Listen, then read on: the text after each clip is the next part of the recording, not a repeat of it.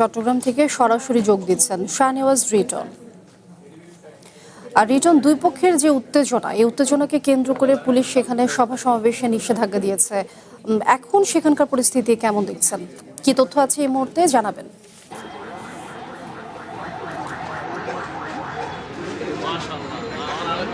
মূলত গতকালকেই এই উত্তেজনাটা ছড়িয়েছে এনসিপি এবং বিএনপির মধ্যে, বিশেষ করে মেয়র সাদাত, তিনি বিএনপির সাবেক আহ্বায়ক মহানগরের, তার অনুসারী এবং একই সঙ্গে যে এনসিপির নেতাকর্মীরা এই বিতর্ক অথবা এই যে সংঘাত কিছুটা হাতাহাতি এই পর্যন্ত গিয়েছে। কালকে প্রায় 12টা-1টা পর্যন্ত এটি ছিল।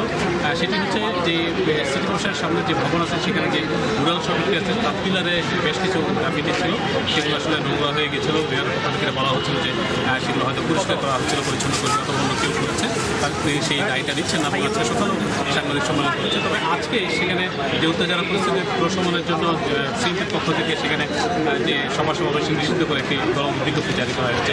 তবে পাল্টাপাল্টি এই কর্মসূচি চলছে। আজকেও একটি বিক্ষিপ্ত একটি দল সেখানে প্রতিবাদ সভার মতো করেছিল, প্রতিষ্ঠানকে সরিয়ে দিচ্ছে। যদিও এনসিপি বলছে সেই তারা শিক্ষার্থী এবং তারা এনসিপির কেউ নয়। এনসিপি এই মুহূর্তে যে 16 সদস্য, এই মুহূর্তে 16 সেশনে তারা একটা সংবাদ সম্মেলন করার প্রস্তুতি নিচ্ছেন। আমরা আশা করছি তারা সেই সংবাদ সম্মেলনটি শুরু করবেন। আমি তারপরেও চেষ্টা করবো কয়েকজনের সঙ্গে একটু কথা বলার জন্য।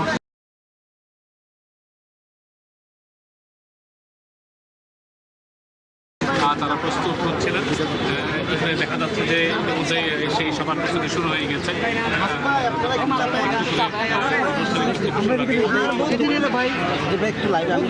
কথা বলে সংবাদ সম্মেলন শুরুর দিকেই চলে আসছে।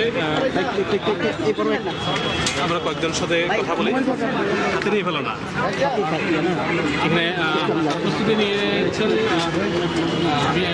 আমি তারিম মহিউদ্দিনকে দেখছি একটু করে আসলে সাংবাদিক সম্মেলন আনুষ্ঠানিকভাবে শুরু করছেন। তার আগে একটু বলতে চাই যে আজকেও তো একটা বিক্ষোভ হয়েছে, আপনারা ছিলেন সেখানে, অথবা সেটা নিয়ে একটু।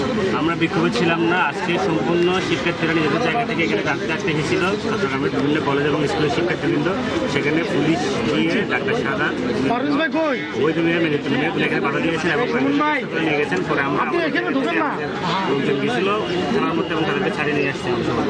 মেয়র সাহেব বলছিলেন যে আপনারা নির্বাচনকে কেন্দ্র করে এটা উদ্দেশ্য প্রণীত হবে। উনি তো মুছছেন, এটা উনি তো মুছছেন ফিগার, কিন্তু আমরা মুছি নাই। উনি মুছে উনি এখানে লিখে দিয়েছেন যে অ্যাডভার্টিসমেন্টের জন্য যোগাযোগ করুন। উনি এখানে বিজ্ঞাপন দিচ্ছেন আমাদের কাছে। শিক্ষার্থী আছেন করতে পারি প্লিজ।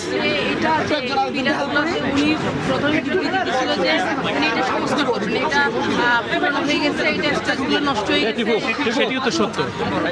তো ওই কারণে গিয়ে আবার উনি বিবৃতি, আমি বলি নাই, আমি কাপড় করি না বা আমি এই বিষয়ে আমি জানি না, তো এটা বলার কোনো কারণে একদিকে মানুষ কয় কথা বলে, কিন্তু নিজে প্রমাণ করতেছিল উনি এক দুটো দুই রকম কথা বলছে।